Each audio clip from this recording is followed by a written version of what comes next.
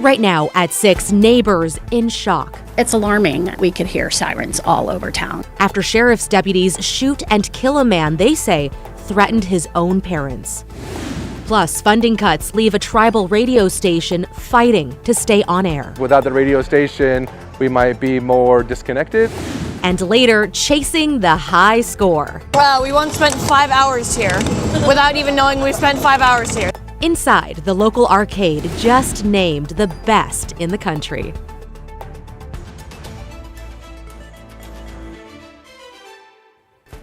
Thanks for joining us for the News at 6 live on KGW+. I'm Christine Pitawanich. We begin in Vancouver with an investigation into a Clark County Sheriff's deputy shooting and killing a man. The suspect, deputies say, was armed and threatening his own parents when they first encountered him. Celine Stevens is live where it happened. Celine, what more can you tell us?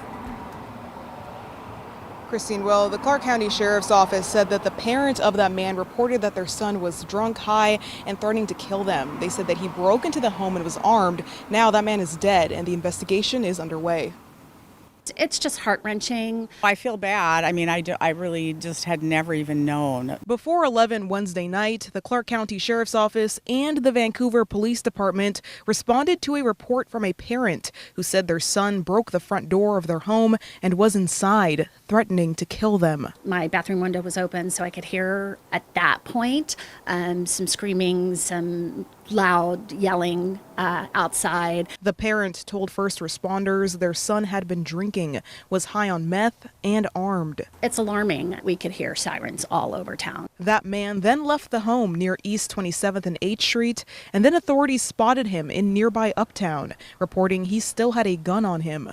10 minutes after the initial 911 call, the man was shot by a Clark County deputy. But it doesn't feel like much happens out here in downtown Vancouver, at least on this scale. Now, the Washington State Office of Independent Investigations is stepping in. Our investigation determines the facts of the situation, and we're trying to find answers to the questions everyone has when something like this happens. This is the third incident they've investigated in Clark County since December. Clark County no longer has any involvement in the investigation. That's by design. Neighbors telling me they heard some of it unfold. He was saying, "Oh, you did this to me. Why did you do this to me?" There was police activity. The lady that was across the street, she was standing in the yard talking to the police officers. We could tell she was really upset. And that this is usually a quiet neighborhood. For the most part, I really enjoy living here and it's pretty safe. According to CCSO, that deputy was placed on critical incident leave, which is standard in these kind of situations. The OII has 120 days to complete their investigation, and after that, all updates, and during this course of time, all updates will be coming from them. Christine? Celine Stevens reporting live for us this evening from Vancouver. Thank you, Celine. Developing tonight, a grand jury has indicted a Gresham police officer on dozens of charges related to sexual conduct with an underage girl. Police arrested Hector Carranza this afternoon. He faces charges including rape, sex abuse, and using a child in display of sexually explicit conduct, among others. Carranza has been with Gresham Police since 2014 and is now on leave. Oregon State Police and the Multnomah County District Attorney's Office are investigating. In tonight's other headlines, Portland Mayor Keith Wilson is ordering city government to adjust its diversity, equity, and inclusion policies in response to Trump administration orders. The mayor says he's working to save $31 million in new federal grants and ensure the city complies with federal anti-discrimination laws, quote, as interpreted by the current federal judiciary. Wilson says most city programs and services can no longer give preference based on protected class status like race or gender. He warned losing federal grants would mean community groups lose funding. Portland's legal team says about 75 programs and policies need adjusting. The man Portland police say they arrested, then rearrested the next day for lighting fires around the city, pleaded not guilty in court today. A judge ruled Aubrey Edwards will stay in custody as he faces 15 charges related to fires set over 2 weekends. He's accused of setting more fires yesterday, hours after he was released from jail. Investigators say he set cars, garbage cans, and mattresses on fire, damaging several blocks between North Portland and downtown. Police police want anyone with security or doorbell video of the fires to come forward. And a traffic stop on I-5 near Albany turned into a major drug bust. Look at that. An Oregon state trooper pulled a car over yesterday morning for multiple violations and uncovered a massive supply of drugs. We're talking 112 pounds of meth, over 5 pounds of cocaine, and more than 4 pounds of fentanyl.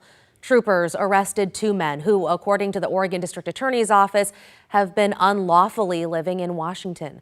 They're now in the Lynn County Jail, and the case is under investigation. To Polk County now, where the Sheriff's Office has ended its Marine Patrol program on the Willamette River after more than 30 years. The Sheriff says a 30% cut in State Marine Board funding, totaling about $24,000, made it impossible to keep the program going. You're looking at a small amount for, basically running a full-time person out here. Taking 3 deputies to make that one full-time person, that's not a realistic amount of money to deliver the product that they want us to deliver. The Marion County Sheriff's Office just across the river will assume patrols, but their budget has also been cut, and they say service levels may not be as robust as before. Still, this dispatch center is the same, so if you call for help, someone will respond. Starting tomorrow, campfires will be banned on all land managed by the Bureau of Land Management in Northwest Oregon, all to reduce the risk of wildfires. The ban covers areas from Columbia County all the way down to northern Douglas County. Portable stoves, smoking, off-road driving, and electrical tools are also off limits. These rules are in addition to any fire restrictions already in place, so make sure to check what's allowed where you are. Matt? All right, Christine, thank you very much. That's a good idea. We've got thunderstorms firing up across a good part of Oregon right now. Not in this view, looking south from our sky cam at Timberline Lodge up on Mount Hood. 63 degrees there, but when we look at Doppler radar, you see a lot of storms down south, nothing around northwest Oregon, but northeast Oregon has its handful right now. You see lots of storms here from Wallowa County down to Baker County. And in fact, this one near Cambridge to the south and east of Baker City and out towards Cambridge on the way over to Halfway. That has rainfall rates of nearly 6 inches an hour, and for that reason, there's a flash flood warning here. Now, the other reason is this is directly over the Durkee fire burn scar. That was a big fire last year. So heavy rain falling continuously over an area that doesn't have a lot of vegetation, steep terrain. You can get flash flooding easily along with debris flows and mudslides. So again, that goes until 8:15 tonight. Wouldn't be surprised if we see some more warnings issued, but otherwise, we've got flash flood watches out for a good part of Eastern Oregon and over to Central Oregon because of the thunderstorms that we are seeing right now. Also, over much of that same area, at least part of it, we've got fire weather warnings because of the lightning that we're getting, and lightning outside of where we're getting the heavy rain, and that is a concern for wildfire as well. So yeah, burn ban's in effect. We're in the heart of fire season. Won't be ending anytime soon, but our weekend as we roll into August, Christine, is looking pretty good. I'll have that forecast for you in a bit. Appreciate you keeping us in the know. Thanks, Matt. Now at 6 in Central Oregon, a tribal radio station is fighting to survive after losing nearly half of its funding through federal cuts. KWSO is the voice of Warm Springs, a place for music, news, and connection. For the community, there is a lot at stake. Evan Watson brings us their story. KWSO HD1, Warm Springs. This is KWSO News. I'm Samayakan Allen. The Oregon Fish and Wildlife Commission is revisiting a 2023 agreement with the Grand Ronde Tribe concerning hunting and fishing rights across Northwest Oregon. Broadcasting from a hill, high on the Warm Springs Reservation in Central Oregon, home to 3 confederated tribes. We're a small station in a small place, a little off the beaten path. The KWSO radio station airs free music and news every hour, every day. We do our own local newscasts, and we can cover Warm Springs better than anybody. Local reporters share what's happening in a community that can feel isolated. That's who's doing recording language lessons. That's who's doing interviews with elders. In rural Oregon, and probably rural America, mainstream media doesn't necessarily show up unless something very bad has happened. Sue Matters is the station manager. We operate on about $600,000 a year is our full budget. And so, 40% of that would be CPB. 40% of the station's budget that's now gone. Congress voted to approve President Trump's request to claw back more than $1 billion for public broadcasting across the country. Money that helped fund stations like KWSO. I don't think people hate public radio at all. And certainly we don't even hardly sound like public radio. It's the national political narrative. The federal cuts threaten the jobs of 2 of the 6 KWSO employees. Matters says she's determined to save them, but the station will have to sacrifice. We're going to have to move forward, and tribal people are kind of used to having to do that. Have you done the KWSO online survey yet? On Thursdays at the Warm Springs Pavilion. We've got some radishes, some carrots, some beets, and some fresh lettuce. It's free to take. A community market offers the traditional and the unexpected. We have some the single rifle cases, and then we have a double one. This week, free gun safes, part of a violence prevention campaign. So the safety is a big thing, especially for our Native people on our lands. And the community radio station is there too. Thank you. Paige Hurtado works for a clean drinking water project in Warm Springs. He just ran a survey. One of those questions was, how does the majority of people get their news sources? And the most popular answer was actually our local radio station. It's more than just like music, right? Like it's all of this like news and information in real time. And you start to take that away, then our community is going to continue to be crippled, disjointed, and lack access. Caroline Cruz, a tribal leader, says the station has the community's trust. We had the 2 major fires going on just this past weekend. We know if we tune in to KWSO, they're going to have the most up-to-date information. For some, it's personal. Because the local news, for one thing, it's home. They interviewed my dad a long time ago. So every once in a while on Veterans Day, I get to hear his voice. It means a lot. Tribes, which include Warm Springs, Yakima Nation. Without federal funding, Matters is determined to keep KWSO on the air. 100% we are going to continue to operate. It's just at what level. She'll have to make cuts, and she expects to lose access to national news and tribal networks. Native America Calling in National Native News, and those are programs that people here love and tune in for like every day at 10 o'clock. Leaving the high desert at risk of becoming a news desert. There'll be like a void where probably incorrect information will grow. She says for the tribal-owned station, the challenge feels familiar. It's like nothing new for Indian country. I mean, Indian country is usually the last people to get things from the federal government. A fight for a radio station known as much for providing community updates. Like when they do the news, it's our friend telling us the news. As providing community tables at the Thursday market. That's not going to stop us. I mean, as Indian people, we are very resilient. I mean, we just survive, we go on. Evan Watson, KGW News. The very real fallout from the federal government. Now to an international struggle. Portland-based Mercy Corps says it has more than 1,000 pallets of aid ready for Gaza, but it's still waiting on permission to deliver them. This comes as pressure increases on Israel to end a growing crisis by getting Palestinians in Gaza more food and other supplies. Our Tim Gordon joins us now with more on those efforts. Tim. Yeah, Christine, Mercy Corps says food kits they've been trying to deliver have been sitting so long that some of it has expired now and they've been forced to throw it out. And that is certainly a shame as we see more and more images of starvation in Gaza.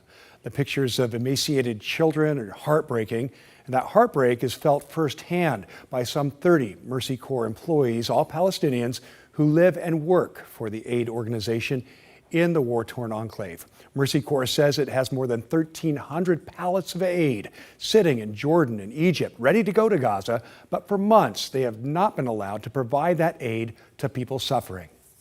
Unfortunately, the reality is that the vast majority of people in Gaza are not receiving help. 1 in 3 people are eating only about 1 meal every other day. So really, each morning, the same question for pretty much everyone in Gaza is, what will I eat today? This is really the culmination of almost 2 years of violence and privation, limited food and water, and we really are at a tipping point now in Gaza. Crosby went on to say that from their perspective, this is not a logistics or a coordination problem. It is a political problem, and it's one that they say has Israel blocking aid and commercial goods to Gaza for the last several months.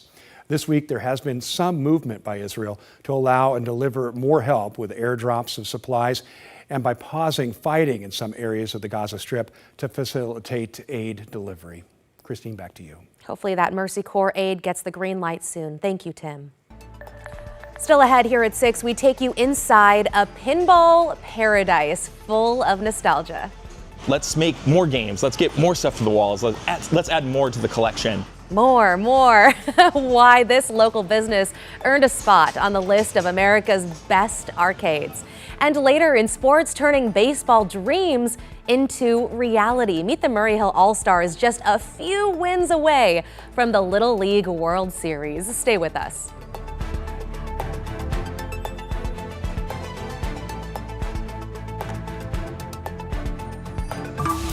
The KGW Plus TV app, streaming 24/7. Local news from the team you trust on your time. Track how the weather will impact your day. Certainly becoming increasingly hazardous. Extended, continuous coverage of breaking news, live from the scene. That snowpack is still heavy. Go deeper with in-depth interviews and exclusive reporting. All the local news you need, live or on demand. KGW Plus. Download on your TV and watch for free.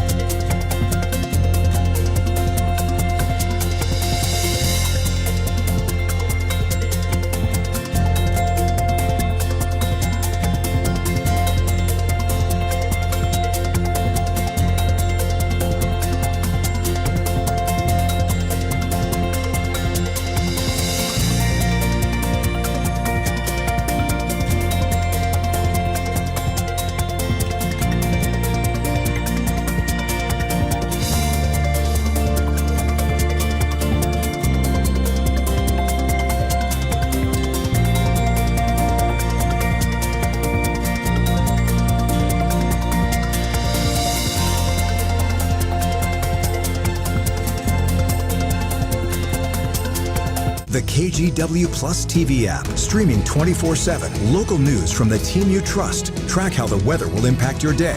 Breaking news, live from the scene. All the local news you need. KGW Plus. Download on your TV and watch for free. On Weather Impact Alert Days, stay informed, prepared, and connected with KGW and KGW Plus. Coverage that alerts you to what's coming and how it will impact you. Watch extended weather coverage on KGW Plus. Yeah, it's been really special to us to feel like we built something that people really love and connect with. An arcade in Hillsborough has been named the best in the United States by Newsweek. Our John Adams takes us to the 27,000 square foot Next Level Pinball Museum, which appears to have something for everyone. Walking through the Next Level Pinball Museum in Hillsborough is like taking a stroll down memory lane. We are floor-to-ceiling vintage toys and collectibles, signed movie paraphernalia, world's largest lunchbox collection, and then, like I said, on top of that, the second largest arcade in the world. The arcade opened its doors in 2017 as a way for the owners to pay homage to their father, a vintage toy collector. Museum director Connor Stowe says they've been adding onto the building every few years since. What I really like is we're nerds. So when when people keep coming and they keep enjoying themselves here, we're just like, awesome, let's make more games. Let's get more stuff to the walls. Let's add more to the collection. Whether you are getting lost in a 1980s pinball game or enjoying some of the vintage toys, time has a way of getting away from you here. Just ask Oliver Bosley. He enjoys Next Level so much, he came back today to celebrate his 13th birthday. Wow, we once spent 5 hours here without even knowing we spent 5 hours here. For others, the trip through time allows generations of family members to relate to each other in a new way. It's all just the nostalgia stuff on the walls too, being like, oh, I had that toy growing up, or I had that comic book too. So just the little itty bitty stuff that really just adds up to it. Stowe tells us it's a huge honor to be named best in the U.S., but recognition has never been what this arcade has truly been about. whether you're a 6-year-old kid, your mom and dad, your grandma and grandpa want to come in, we want to make sure that every single person has something from their childhood. Just to give you an idea of how many games they have here at Next Level, if you play just one round on each one of the machines available, it would take you almost 4 days to play each one of the nearly 700 machines. In Hillsborough, John Adams, KGW News. Wow, lots of machines. Big congrats to them, that's for sure. Were you ever like a big arcade guy growing up? So 4 days, so that means we won't see John until Monday. Yeah, right? and we'll have to see whether he actually puts up a high score. Go easy on him, man. I mean, you know, he's a really good golfer. You can't be good at everything. That's true, that's true. He said he wasn't great at pinball, but hey, you can always learn. Yeah, for sure. You know what? I never got deeply into it, but I've certainly had my fun in places like that. Yeah, it's fun. Yeah, the pinball machines, yeah. It looks like Vegas. It does, it does. All the bright lights, yeah. It's pretty cool. All right, let's check out our numbers from today. We made it up to 80 degrees eventually, just barely, thanks to a little bit of afternoon clearing. Most of the day, though, of course, we were in the 70s. Warmer, though, as you go down the valley because they had more sunshine, like in Salem where they reached 85, Corvallis 88, Eugene, Roseburg 89, and 90s in Medford, 90s up in Pendleton, and in Baker City and LeGrand. But boy, the thunderstorms have really taken over there. We'll show you in just a minute. But since we are almost ready to close the books on the month of July, let's look at the numbers that we've had. Every day with blue means we had a below average high temperature, days with red, and above average high temperature. And we ended up about 50-50. I think we had 16 days above, 15 days below average. And as far as 90-degree days go, we had 7. That's a little bit above the average of 5 for the month of July. Rainfall, just 2 days with measurable rain. Don't really expect to get a whole lot of rain in July anyway. Tomorrow, partly sunny early, but then the clouds clear and we climb up to about 85 tomorrow. And sunrise at 5:55. Sunset will be at 8:38 tomorrow afternoon. All right, let's check out our sunset tracker as we go to the new month. Tomorrow, as I mentioned, 8:38 for the sunset. And just 6 days later, 8:31, that's our last sunset of 8:30 or later. By the 25th of August, our sunset recedes to 8 o'clock. And by the end of the month, 7:49. So quick changes in our sunset times as we go through the final full month of summer. Out of the coast right now looks great, 61 degrees, a little breezy, north winds at 26. From the Cascades, looks good from here, right? But if we look farther south and east, wow, a lot of thunderstorms building in central and southern Oregon, and especially in northeast Oregon. Some of these storms have become severe. We're getting incredible rainfall rates out by Hells Canyon and the Snake River. See that one about 3 inches an hour, but we saw double that just a bit ago. And in fact, there is a flash flood warning now for this area because of the heavy rainfall rates. This is southeast of Baker City, and that warning goes until 8:15. The problem is we're getting heavy rain from thunderstorms right over the old burn scar, the Durkee Fire burn scar from last year. Now, that's not the only place getting severe weather. Down in southern Oregon, Cave Junction area has a severe thunderstorm warning going. Hail potentially as big as quarters and 60-mile-an-hour winds from that one. So it's a busy day. And then this area has a fire weather watch going till 11 o'clock tonight, fire weather warning that is. And part of this has both a fire weather warning and a flash flood watch at the same time, depending on if you get rain and lightning or just the rain, right? So here's our weather system, just a weak one moving across the state right now, but it's enough to trigger those thunderstorms. A little bit of monsoon moisture from the southwest has moved over us as well. Let's move way down to the south and east, actually a little bit. And this is our newest tropical storm. Its name is Gil. Should become a hurricane tomorrow as it trucks on off to the north and west. It's Category 1, but it's a moving away from land and shouldn't be an issue for anybody but ships at sea. But it will become a hurricane tomorrow. Gil is our, 6th or 7th hurricane in the eastern tropical Pacific so far. The next one will be named, in case you're wondering, Henriette. That's the list of eastern tropical Pacific hurricanes for the year. Okay, back here in the northwest, there are thunderstorms tomorrow. Then it settles down a little bit as we go to the weekend, certainly here on the west side. But look, showers popping up Sunday on the coast. I think we'll stay dry. But if we roll into the middle of next week, we've got the potential for showers here in the valley come about Wednesday. Right now, though, it's just a mix of clouds, a little bit of wildfire smoke a lot, but our air quality is still good. We are at 80 degrees. Mostly sunny tomorrow, though. We get up to 85, 83 Saturday, and then we settle down into the 70s for 4 days in a row with that chance of a shower or two on Wednesday. Otherwise, the month of August, picking up on the theme of July, which is pretty easy rolling. I mean, temperature's not too hot. It's pretty good. Yeah, really easy, really comfortable. Yeah, what could you ask for? So glad you're happy. I am happy. Thanks, Matt. And I'm really excited to see this story that's coming up, Little Kids, Big Dreams. Yeah, a lot of happy kids right now, and they are fired up. And as you guys know, as you're watching the Little League World Series, just dreams coming true. And for one local team, they are one big step away from the Little League World Series. We'll talk about it coming up on the other side.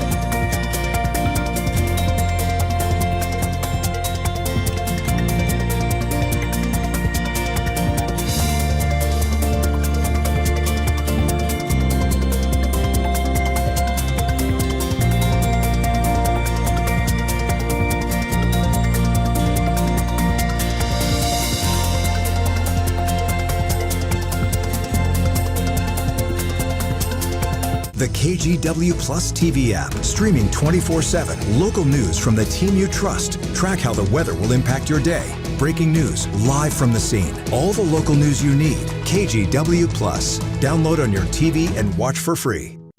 On Weather Impact Alert Days, stay informed, prepared, and connected with KGW and KGW Plus. Coverage that alerts you to what's coming and how it will impact you. Watch extended weather coverage on KGW Plus. Welcome back. Okay, what you got for us tonight? Yeah, let's kick it for a second, shall we? The Portland Timbers opened Leagues Cup with a bang, serving up a 4-0 shutout last night. The Timbers had just 4 shots against Atlético San Luis, but all of them found the back of the net, setting the tone for the rest of the tournament. The only thing that went wrong was David Da Costa leaving the match with an apparent shoulder injury. Head coach Phil Neville says it isn't serious. So it's 1 down, 2 to go to clinch a spot in the knockout round. The Timbers host Querétaro Saturday. The Leagues Cup is a 36-team competition featuring clubs from MLS and Mexico's Liga MX. Now this is hilarious. The Timbers have a life-size Diego Chara bobblehead roaming Providence Park and the training center. You might even see him around town, just saying. Diego Chara bobblehead night is August 16th. That's when fans will have a shot to get a normal-sized bobblehead.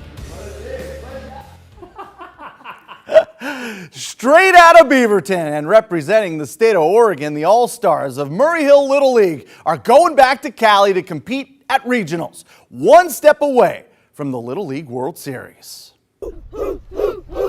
There's something special. The chemistry, and we've played together for so long. Brewing in Beaverton. Let's go, Bailey. Here we go, bud. We're all like friends. We all have great bonds together. Just will never be broken. The Murray Hill All-Stars refuse to lose. We can say we're the best in the state, and that's something that not a lot of people can say. Running the table to a state title. It means a lot because our team has been wanting to do this. We were dreaming since 10U to represent Oregon, and we've seen other Murray Hill teams go. Qualifying for the Little League Baseball Regionals in San Bernardino, California. It's a really special experience for us because we get to go to hotels, trade pins with other teams, and get lots of special stuff. Fun is in the forecast. Can't imagine what the plane ride and the experience is going to be like. Team's very excited. We're going to have a fun time. These 12-year-olds will take on the top teams from Washington, Idaho, and Alaska. We just got to win for our state, have fun, make sure the job gets done. The winner of the Northwest region clinches a trip to the Little League World Series. I've been watching Little League World Series ever since I was able to understand the TV and always dreamed of being on the big screen, and our dream may finally come true, but 1 game at a time is all we can focus on, and we'll be ready. Murray Hill on 3! 1, 2, 3, Murray Hill! All right, game 1 against Idaho Sunday night. ESPN Plus will stream it. If you'd like to help the team with travel costs, they've got a GoFundMe. Just search Murray Hill Little League. Oh my gosh, the Murray Hill All-Stars, huh? They got it pat down. Yeah. Like just taking it one game at a time. You know, it's all about the team. So media savvy. I was so fired up. I was like, let's go, guys. That's amazing. Oh, that's so Thanks, great. Orlando. That was a great story. Yeah, super and fun. some really great weather coming up. Nice and cool. Yeah, it's a pretty great forecast, actually. We'll top out at 85 tomorrow. Then it's cooler after that, 83 Saturday. And then on Sunday, we'll have a few clouds around, but 79. So a great first weekend of August for you. And it continues into next week. We may see a few showers next Wednesday and then warm up again after that. So all in all, some pretty easy living as we go through the first part of August. Look at that. Beautiful weather. Thank you so much for tuning in, by the way, to the News at 6 on KGW+. A quick reminder, you can watch any of our newscasts and special programs here on KGW+ whenever on your schedule. We'll be back on air with a special edition newscast tonight at 8 after the preseason football game wraps up. Hope to see you then.